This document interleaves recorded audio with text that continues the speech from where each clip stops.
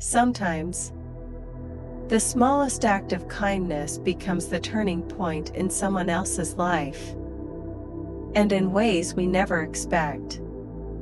The winter sun was fading behind the tall buildings of Chicago when Amelia Ross stepped out of the community shelter. Her hands were cold, but her heart was warm from a long day of helping people. As she walked toward the bus stop, she noticed an old man sitting alone on a bench, shivering under a thin blanket. People passed him as if he were invisible. But Amelia paused. His eyes, filled with exhaustion, met hers for a moment. And that was enough. She walked closer. "Sir, are you okay?" she asked softly. The old man looked up. "I'm fine," he whispered, though his voice trembled. Amelia sat beside him. "My name is Amelia. What's yours?" He hesitated. "George." She noticed his hands shaking, not just from cold but from weakness. She handed him a sandwich from her bag. George accepted it slowly, tears gathering in his eyes. "No one's talked to me this kindly in months," he murmured as he ate. Amelia learned he had once been a carpenter, but life had pushed him into darkness. Before leaving, she gave him her card. "Visit the shelter tomorrow. I'll help you." George watched her leave with a feeling he thought he had lost forever, hope. But neither of them knew how deeply this small meeting would change everything.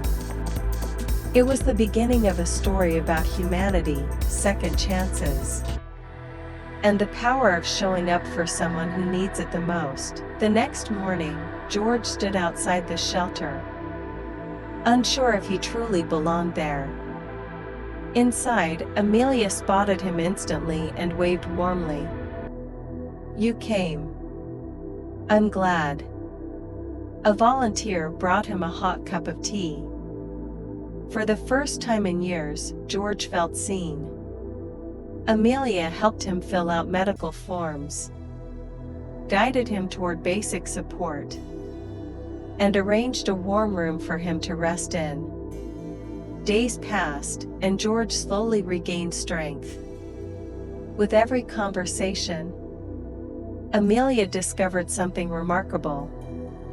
George still had a heart full of gentleness and wisdom, despite everything he had endured. One evening, George handed Amelia a small wooden bird he had carved by hand. "I made this to say thank you," he said quietly. Amelia held it with tears in her eyes. "George, you don't owe me anything." He smiled softly. Kindness should never go unnoticed. Weeks later, the shelter arranged a small community event. George volunteered to help repair broken chairs and tables. People admired his skill, and a local furniture shop owner offered him part-time work. For George, it wasn't just a job, it was a return to dignity. As Amelia watched him laughing with others, she realized something profound. Sometimes the greatest change begins with the smallest pause. A pause to notice someone.